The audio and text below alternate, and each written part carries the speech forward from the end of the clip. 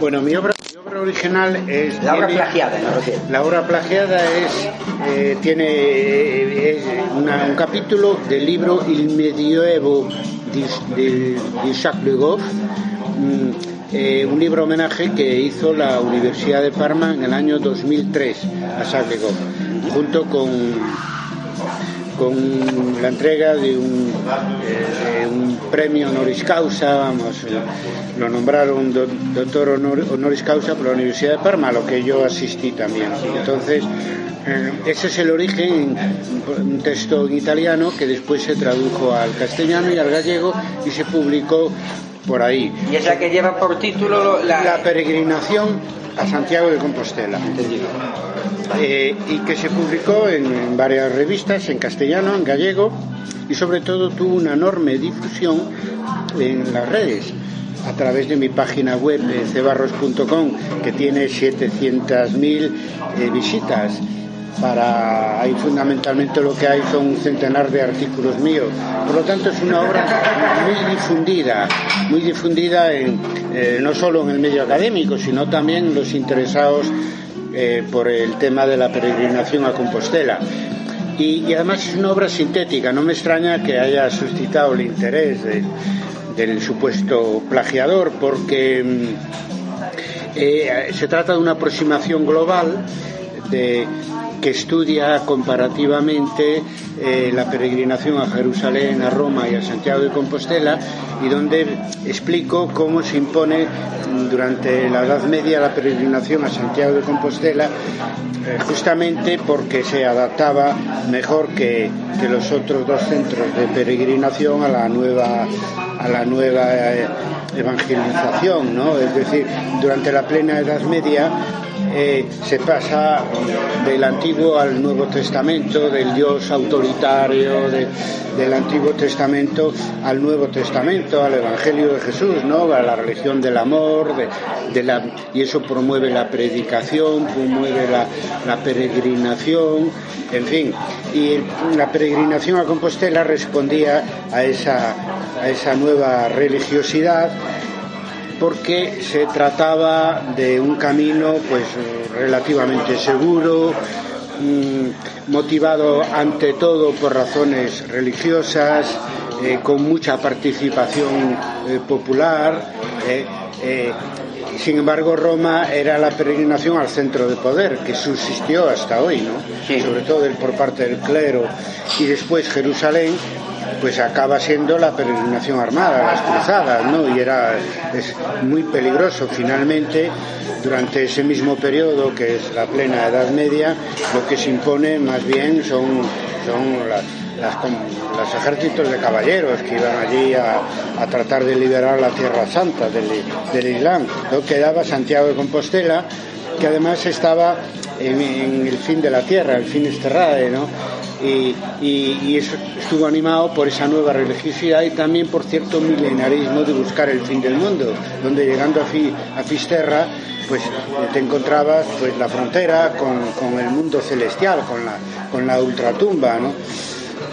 De hecho, analizamos también que de la iconografía de Santiago Apóstol tiene tres representaciones muy conocidas, ¿no? El apóstol sedente sentado en el trono, ¿no? Que digamos a la manera de San Pedro de Roma, ¿no? Que también es una representación, digamos, de poder, política. Después hay el Santiago Matamoros, ¿no? Que es una representación militar ligada a la reconquista, y pues el que se impuso es la iconografía del Santiago peregrino, es decir, con traje de talar, sandalias, en fin, con bordón, con la concha y todo eso.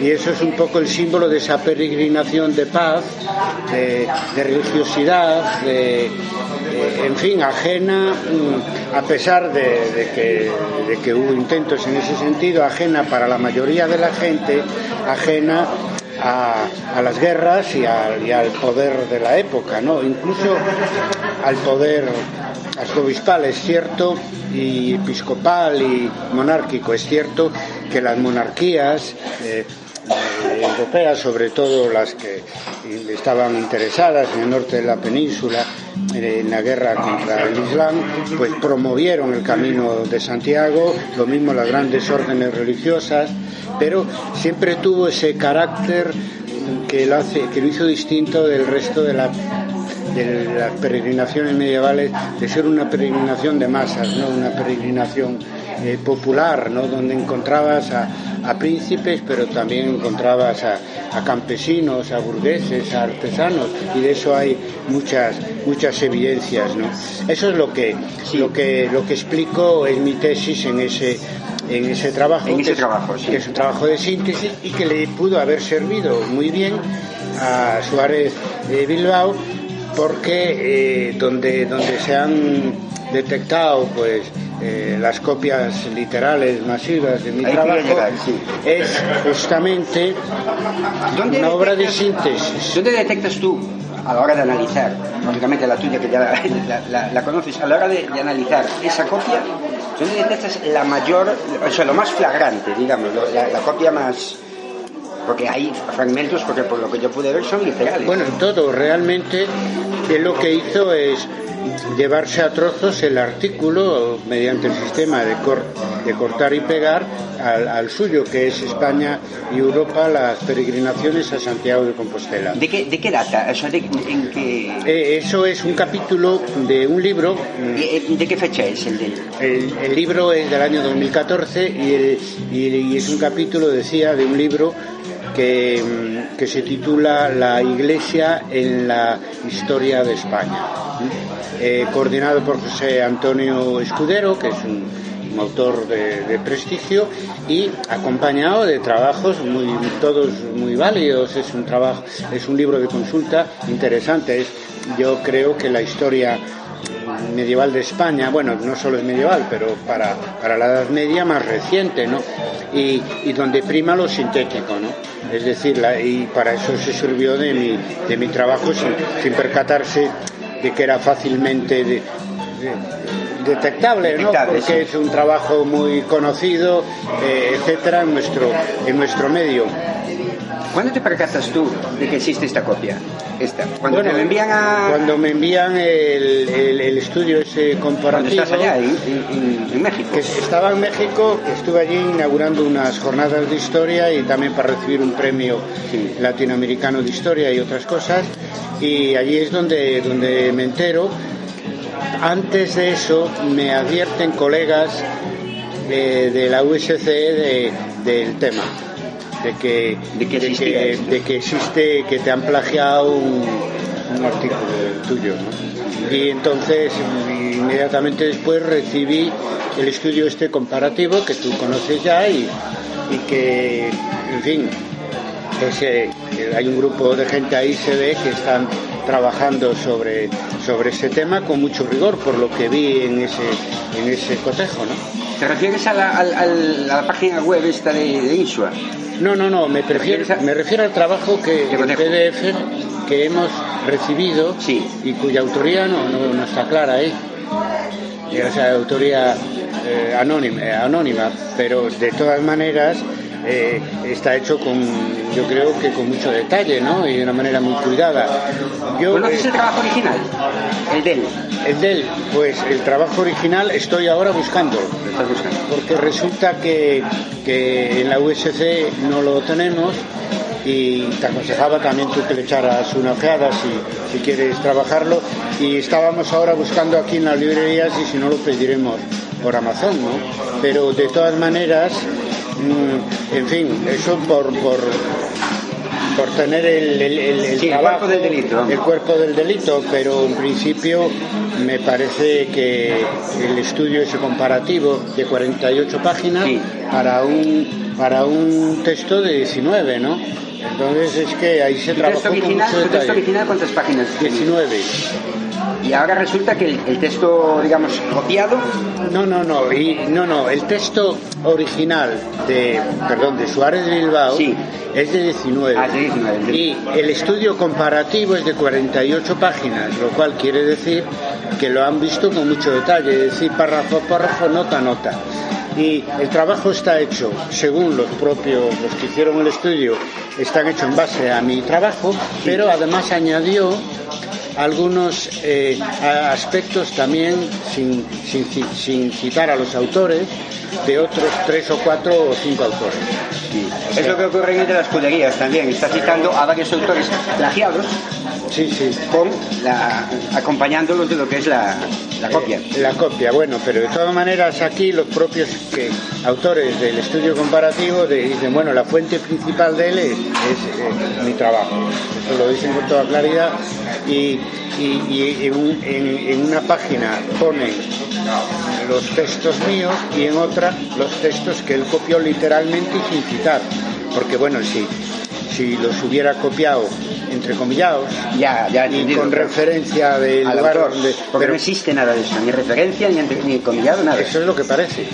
Yo por razones ya de obsesión de datos espero verificarlo en el libro, cuando localiza el libro, pero no me cabe duda porque en principio, insisto, tuvieron que ser profesores los que hicieron ese trabajo comparativo. No tienes ni idea quién lo pudo haber hecho. Pues mira, yo no tengo ni idea y hay en la Universidad de Baleares están trabajando sobre ese tema, pero sobre el corte-pega de los alumnos, no de los profesores. Me pregunto, y eso lo reflejó el artículo que publicó tu periódico anteriormente, ¿no? Pero no dicen que trabajen sobre los alumnos. De todas maneras, también tengo la sospecha de que eso puede haber salido de profesores de su propia área, que es historia del derecho, ¿no? Sí. Que son... Me comentabas el otro día que había como una especie de competencia ahí, ¿no? Hombre, es que resulta que la mayoría... Disculpa un segundo, ¿le puedes decir que bajen un poquito la música?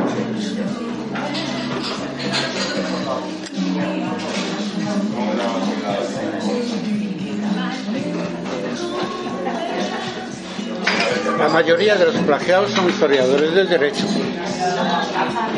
Algunos medievalistas, en mi caso, un colega y amigo de la Universidad del País Vasco también está en ese caso, que es Teresa González Mínguez, que le he enviado yo el artículo con el plagio que le hicieron a él y a otros, también de párrafos enteros, ¿no? Incluso a veces de páginas, ¿no? Así todo muy que exagerado. Este señor, digamos que tiene una trayectoria supuestamente ya importante a ese nivel. Pues eso es lo que parece, ¿no? Porque estamos teniendo noticias de manera así por cuentagotas, ¿no? Hay, tú sabes, en la página de Insua, los profesores de la Universidad Rey Juan Carlos, pues hablan de hasta 8 localizados hasta ese momento. No sé, eso habría que verificarlo, evidentemente. Y habría que verificar en general la propia tesis, ¿no? Ellos estaban pidiendo uno de ellos al resto si alguien conocía el currículum de Fernández de Fernández Bilbao, ¿no? Porque claro, parece que no aparece tampoco, tendría que aparecer, porque en general en los departamentos y eso pues se publican los currículos de los profesores, ¿no? Por lo tanto, si este trabajo mío se plagió hace 2 años, pues tampoco parece que sea un pecado de juventud, ¿no? Ya. Sino que es algo que se ha hecho de una manera sistemática, regular. También es cierto que el plagio en el medio académico y en general no es lo mismo, claro, tiene sus particularidades, ¿sabes? El caso es que este señor, por lo que leí, en su universidad arrasa, porque tuvo unas selecciones, ahí creo que fue en 2013, que como decano, o sea, como rector, creo que arrasó, o sea, fue una... Ese es el drama. El drama es que siendo una persona representativa de su universidad, imagínate, el propio rector, pues todas las dudas que hay sobre su currículum y sus malas prácticas, pues eso redunda en desprestigio para la Universidad Rey Juan Carlos, ¿no? Y yo creo que la salida que tiene esta situación, bueno, es una cosa sin precedentes. Vamos, yo no me lo imagino, desde luego en la USC no, y en ninguna otra universidad, que un rector apoyado masivamente por un 64% por el claustro, pues no solo sea sospechoso, sino que corran por ahí estudios comparativos muy serios sobre cómo él hizo su currículum plagiando a otros autores, ¿no? A mí me parece muy grave. Ahí en otros sitios, como en la Universidad de Vigo, ante un caso de duda como este, se creó una comisión de investigación, ¿no? Y allí tendría que hacerse lo mismo, porque en el fondo más perjudicados aún que los plagiados son en este momento los profesores y los estudiantes de la Universidad Rey Juan Carlos, ¿no? Yo es que eso es inconcebible aquí en la USC o en cualquier otra universidad. El mayor daño moral que está haciendo que está creando esta situación de lo que parece un plagio continuado es en su propia universidad, dado la representatividad que tiene el rector, ¿no? No tenéis, digamos, tú en particular, noticia ninguna de este sujeto, para nada, no. ¿Y tú qué piensas hacer en este momento? Obviamente supongo que ver la obra y a partir de ahí... Vamos a ver. Hombre, yo quiero verificar personalmente el estudio comparativo que quiero. Vamos, sé que tal como está hecho en el 90%, existen el 90% de posibilidades de que sea correcto, pero bueno, tengo que conseguir el libro. Ya te decía que no lo tenemos en las bibliotecas de la UST. Por otro lado, a mí lo que más me interesa, yo creo que a los restantes plagiados, es que se dé publicidad a esto, porque el mayor daño que nos hace es hacer pasar trabajos nuestros como si fueran de otros autores. Entonces lo primero que queremos es, naturalmente, que se restaure, que se repare esto y que se restaure la autoría. Y eso hoy, gracias a la prensa y también con las redes, es fácil, ¿no? Dice, no, este trabajo realmente no es de la autoría de este señor, sino en lo principal de la autoría de este otro historiador, ¿no? Eso para mí es lo más importante de todo, ¿no?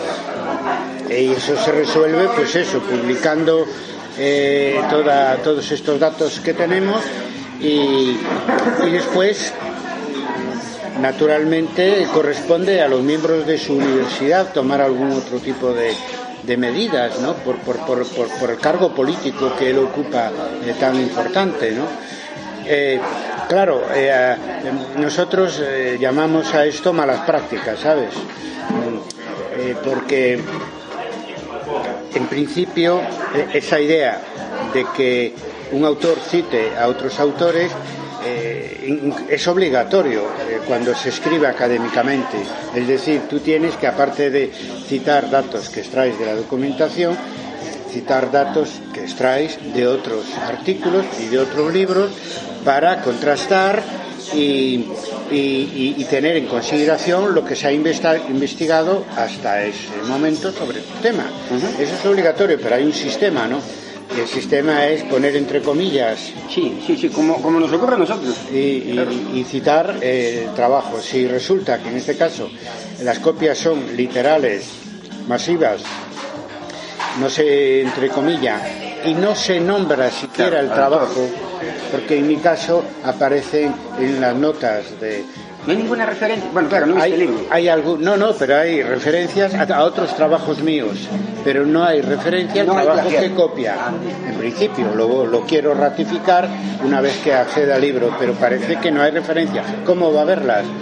Porque si las hay, entonces él se traiciona a sí mismo, porque demuestra que conoce esa obra, ¿no? Y que está copiada. Y que está copiada, y está copiada literalmente.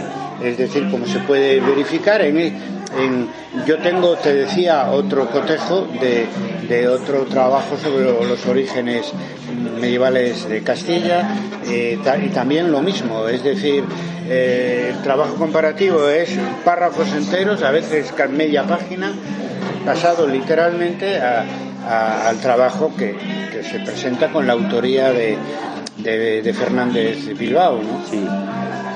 Fernández o Rodríguez Bilbao. No, es Suárez Bilbao. Ah, Suárez Bilbao. Estoy diciendo todo el rato ya, sí, es Suárez Bilbao. Es Fernando. A ti te envía, porque yo lo tengo aquí, justo cuando te envían el trabajo, te lo manda Ortego, ¿no?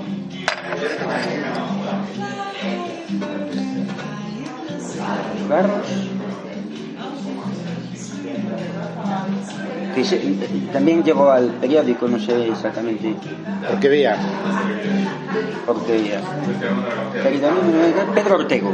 Sí, es un colega de la Facultad de Derecho, de Historia del Derecho, pero que al mismo tiempo me rogó encarecidamente que no utilizara su nombre, porque es que el problema es que está en su misma área. Es el área de Historia del Derecho, y entonces puede sufrir él o la gente que trabaja con él. No, por eso no hay ningún problema, era siempre curiosidad, porque claro, ahí se me juntaban los enanos. No, ellos son los que más están moviendo el tema, los historiadores del derecho. Otra cosa distinta en mi caso, ¿no? Yo soy un plagiado, pues mi nombre aparece, es normal, ¿no? Además se trata de eso. Mira, entonces siempre hay en el mundo académico una zona de ambigüedad entre lo que es copia ilegítima y lo que es copia legítima, ¿no? Pero cosa porque por el sistema académico de que tienes que citar a otros autores, pero en este caso es evidente que se trata de una suplantación de autoría y lo que se copia no son a lo mejor ideas. No, se copia texto literal, eso es la diferencia, porque una idea puede venir rebotando de un trabajo a otro y tú mismo cuando te haces uso de ella pues no sabes ni dónde lo has leído, ¿no? Pero aquí estamos hablando de texto literal transcrito. Hombre, plagio legalmente es eso, es suplantar la autoría en un trabajo, ¿no? Y desde el punto de vista académico, desde el punto de vista universitario, desde cualquier perspectiva, este plagio, esta copia, o como se le quiere llamar, ¿cómo o sea, tú ahora, supongamos, lo denuncias o haces... ¿Qué castigo, por decirlo de alguna manera, tiene este hombre? Vamos a ver, yo hay una cosa, una denuncia académica, y otra cosa es una denuncia legal, judicial. Evidentemente, sí. Hombre, académicamente a mí me basta con que se dé a conocer la verdadera autoría del texto, eso es lo principal, porque además es una forma de difusión del trabajo, ¿no? Pero si no ocultan tu nombre, se beneficia a favor de quien lo copia, ¿no? Pero bueno, de todas maneras, algo de eso existe siempre, es decir, a veces te citan, otras no te citan, y yo tengo por máxima dar prioridad a que las ideas, los resultados de la investigación, los trabajos se difundan ante todo sobre cualquier otra circunstancia. Después, la otra cosa que a mí me preocupa es una mala práctica y un mal ejemplo, porque comentábamos antes que se investiga y se persigue el corta y pega de los alumnos, ¿no? En trabajos, etcétera. Entonces, los profesores... Cuanto más hay que investigar y perseguir de un... Eso me preocupa mucho. No, o un profesor, un investigador, si es rector, el problema es más grave, porque tienen una dimensión política y representativa, no solo para la Universidad Rey Juan Carlos, sino para el ámbito universitario. Para el ámbito universitario en general, hasta si quieres para la Zarzuela, porque es la universidad que tiene el nombre del Rey Emérito, pero bueno, eso queda como muy lejano para el tema que nos trae aquí.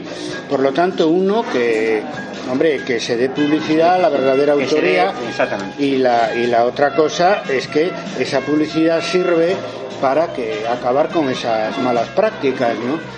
¿Por qué? Porque el medio académico rige en función del currículum, que es el que te permite acceder a los puestos, promocionarte internamente, todo eso. Si tú te apropias del currículum de otro, pues es tremendo, claro, ¿no?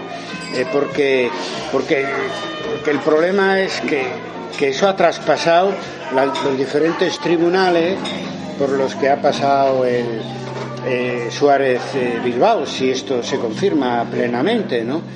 Y no, porque se ha utilizado el currículum de otros para su propia promoción e incluso para su elección como rector, etcétera. Entonces eso afecta en general a los profesores normalmente. Cuesta mucho hacerse un currículum, sobre todo cuando se empieza, ¿no? Muchísimo, porque habría que investigar cómo está esa tesis, o sea, y cómo se hizo esa tesis, si se puede localizar. Uno de los libros en los que primero se descubrió el plagio es un libro de Miguel Ángel Aparicio, etcétera, que después, según se denuncia en la web de INSUA por parte de varios profesores, desapareció de la biblioteca de la Universidad Rey Juan Carlos. Tremendo, ¿no? Es decir, que aquí hay un problema de reparación, es decir, que se dé publicidad a esto, y de que se dé publicidad a esto también por un segundo motivo, el problema de las malas prácticas, ¿no? Que hay que combatirlas por el propio interés de la universidad, de los profesores y de los alumnos y del prestigio en general de la Universidad Española. Luego, desde el punto de vista legal, se puede denunciar la suplantación de autoría. Claro, hay que decir que esto se hace normalmente cuando se trata de una novela de éxito, de una serie, etcétera, es decir, cuando hay un interés económico detrás. Aquí no hay un interés económico detrás. De todas maneras, el plagio como delito jurídico, pues puede dar lugar a ¿qué? Pues a un problema de derecho de reproducción, a un problema de beneficios económicos, a un problema, en fin, etcétera. Y eso, no sé, para mí tiene un interés menor, o sea, que te den una indemnización, creo que podría hablar en nombre de los restantes plagiados, no tiene así una especial relevancia para nosotros. Los derechos de reproducción de estos artículos, pues que se imprimen y se difunden académicamente, tampoco demasiado. Lo que pasa es que la indemnización es para reparar los daños morales y económicos causados. Claro, los económicos en este caso, como comprenderás, es una cosa que un valor nulo, ¿no? O escaso. Ahora, el valor moral, pues eso afecta al conjunto de la universidad. A mí me basta, y creo que a los restantes plagiados igual, con que se restituya el nombre de los verdaderos autores de esos trabajos, ¿no? Y lo demás, ya como universitarios, nos preocupa extraordinariamente que todos estos plagios, si se confirman, hayan pasado todos los filtros de que dispone la academia para que no suceda, que son, pues eso, evaluaciones por parte de terceros, que son tribunales de oposiciones, que son evaluaciones para los sexenios de investigación, para multitud de cosas. ¿Cómo ha podido atravesar todos estos filtros? Es que eso es lo que más me preocupa, y de ahí la importancia de la publicidad a este problema, porque manifiesta pues que hay mucha vulnerabilidad en el mundo académico a la hora de asegurar pues que los trabajos originales sean realmente originales, los trabajos originales que se presentan a las evaluaciones, a las oposiciones, a los tribunales, etcétera. Tú has visto, me hablabas en un momento de hacerse con el libro para hacer el contraste definitivo, ¿no? ¿Lo has visto físicamente? ¿Lo conoces? No, solamente en internet. Pero en internet sí lo viste, la portada. Sí, la portada y los índices, y verifiqué que las páginas están bien y tal. Ya te digo, yo estoy seguro de que esos cotejos están hechos en un 90% o más bien. Lo que pasa es que, bueno, por purito personal, me gustaría verlo. ¿Cuándo podrías tener el libro? ¿No tienes idea? Mira, el libro en este momento Mariluz está buscando en las librerías de Santiago, mi mujer, y si no, lo vamos a pedir a Amazon, que en 2 días está. Porque me gustaría también para vosotros, incluso tener la portada y obviamente examinarlo para que plantar la portada. Es probable que el libro en las bibliotecas de la USC no están, pero pueden estar a lo mejor en la biblioteca de San Martín Pinario, en el archivo de la Catedral en San Francisco, donde hay bibliotecas religiosas, porque creo que es el último manual publicado de la historia de la Iglesia en España. parece que eso todavía es más grave, parece que el valor de las aportaciones es importante, está muy bien, por los nombres que vi yo en el índice y por el propio prestigio del coordinador del libro, parece que es un buen libro, ¿no? Yo pienso que eso puede estar si no está en las librerías, puede estar en un par de días, no sé. Tú querías sacarlo rápido. Bueno, esto la idea es sacarlo el domingo. Ah, pues entonces estamos a tiempo. Yo lo pido hoy. Sacarlo el domingo, sabes que yo lo voy a ir escribiendo. Tú lo escribes porque solamente es para decirte luz verde y enviarte escaneado que necesitas. Y necesitas también un escaneo del mío también. Sí, también. Por ejemplo, hombre, me gustaría que fuera el escaneo de la portada del libro de Le Goff, que es que el mío es un capítulo de un libro dedicado a Jacques Le Goff. Sí, por supuesto. ¿Verdad? Te lo envío. Sí. La cara y la cruz, digamos. Sí, no, es un pequeño homenaje pero sí, porque además la idea a mi amigo Jacques. A ver, la idea que ahora mismo me viene a la cabeza, porque esto sería pues posiblemente la misma estructura del que ya salió. Exacto. Pues una portada y aquí pues los dos libros y aquí pues una entrevista contigo. Muy bien. Algo así. Eso así, a bote pronto, ¿no? Sería bueno, y bueno, yo no solo lo hago por mí, es que creo que hay que hacerlo por la universidad, ¿no? Y porque la universidad, en fin, está en condiciones de combatir todo caso de plagio que se pueda dar entre sus propios miembros, sobre todo entre profesores, ¿no? Yo en mi ya larga vida académica nunca me he encontrado Acabas de jubilarte, ¿no? Hace 2 meses. Y nunca me he encontrado una cosa así, porque, ¿sabes? Yo me imagino que los colegas de Historia del Derecho deberían tener esta sospecha desde hace tiempo, porque cuando tú estás trabajando sobre esos temas y lees a otros, más o menos sabes lo que se ha escrito, ¿no? Entonces te tiene que sonar muy familiar esas copias literales y tan extensas. Te tienen que decir, esto lo leí yo en algún otro sitio. ¿Comprendes? Porque es que canta mucho, ¿no? Para quien canta, o sea, es muy fácil de descubrir para quien está trabajando sobre esa misma temática. Sobre esa misma temática. Porque es una bibliografía relativamente reducida, ¿no?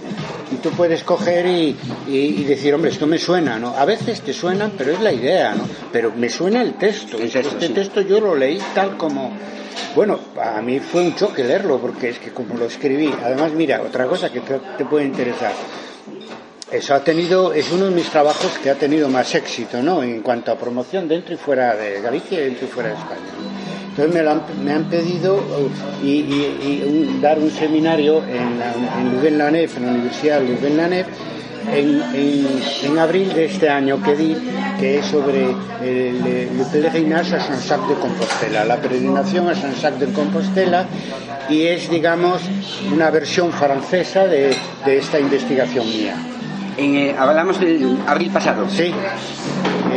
Si quieres te envío el dato. En Louvain-la-Neuve, en la Lovaina francesa. Bueno, yo con las dos Lovainas tengo mucha relación. Un año voy a una y otro año voy a otra. También porque mi hija vive en Bruselas y les regalo mi presencia allí. Y entonces, pues, este año tocó, porque allí montaron un curso sobre peregrinaciones medievales y di un seminario allí con los resultados de mi investigación, Le Pèlerinage a Saint-Jacques de Compostela. Si quieres te mando los datos, te envío eso. Y por lo tanto es un trabajo que tengo fresco, porque había una versión en italiano, en gallego, en castellano y una versión audiovisual ahora en francés. Entonces tuve que volver al texto original y bueno, a pesar de que tiene ya 13, pues ¿cuántos ven? 13 años. Claro, desde 2003. Tiene 13 años. 2003, tiene 13 años, está vigente. Yo no creo que no se hizo una síntesis posterior de ese nivel, no solo aquí, sino también a nivel europeo, ¿sabes? Porque, ¿qué pasa? Que eso, la preeminencia de la peregrinación a Compostela durante la Edad Media, eso solo lo podemos decir desde aquí. ¿Entiendes? Eso solo lo podemos hacer hincapié porque somos los que vamos a valorar eso más. Porque yo no lo leí en otro sitio, aunque lo cito en mi trabajo, Georges Duby y algún otro autor ya se aproximó un poco a eso, a esto de la importancia que tiene la peregrinación a Compostela, que ahora resulta, es lo que yo trato de demostrar, que es representativa de lo que es la sociedad feudal, la sociedad de su tiempo, más que cualquiera de las otras dos peregrinaciones a Jerusalén y a Roma, que siguieron activas, en fin, yo que sé, hasta hoy en día, porque las peregrinaciones nunca mueren, ¿no? Ya sabemos, ¿no? Fue un momento muy importante, porque Galicia fue en ese aspecto uno de los centros importantes del occidente medieval. Y la peregrinación a Santiago normalmente se destaca que tiene mucha importancia para entender la historia de Europa, y es cierto, pero tiene mucha importancia para entender la historia medieval de los reinos hispánicos, y tiene mucha importancia para entender cómo se forma la identidad gallega, porque la identidad gallega, que nace en la Edad Media junto con el idioma, nace alrededor de Santiago de Compostela, y Santiago de Compostela nace porque descubren, como dice mi amigo Fernando Alsina, que estaba ahí en la barra cuando llegué yo, y estuve un ratito, por eso me retrasé hablando con él, pues el inventio del descubrimiento, claro, es que en parte porque es leyenda y tal, por la parte de leyenda que tiene. Pues si no fuera por eso no habría ni Santiago de Compostela como ciudad, ni Universidad de Santiago, ni Reino de Galicia, donde se formó la lengua gallega y una identidad que llega hasta los tiempos actuales y que justifica que hayamos tenido una autonomía al mismo nivel que Euskadi y Cataluña como nacionalidad histórica, ¿no? Entonces es muy importante. Es importante para Europa, es importante para nosotros. Va más allá de la importancia que normalmente le concedemos a la peregrinación. Bueno, ahora sobre todo es una importancia, pero no aparte de la religiosa, simplemente es una importancia política, turística, cultural, en fin, etcétera, ¿no? Pero tuvo mucha importancia para la historia de Galicia, de España y del conjunto de Europa. Fue uno de esos momentos, si no el que más, en que Galicia estuvo en el centro de Europa, de una sociedad nueva que se estaba formando y respondió a las demandas de esa sociedad. Entonces, en ese sentido, en fin, eso es lo que atrajo a Suárez Bilbao, naturalmente, ¿no? La síntesis que yo ofrezco ahí, que es interpretativa, en fin, aunque trabajo sobre fuentes, es sobre todo interpretativa porque respondía a la petición que me había hecho Charles Le Goff, que hiciera un estudio comparativo, donde yo concluyo que lo que mejor representa a la sociedad medieval es la peregrinación a Compostela, y él no desmiente, porque no tanto él como Georges Duby habían ido en esa dirección. Cualquiera que se aproxime al fenómeno de las peregrinaciones ha sido un momento muy importante para la historia de Galicia, de España y de Europa, ¿no?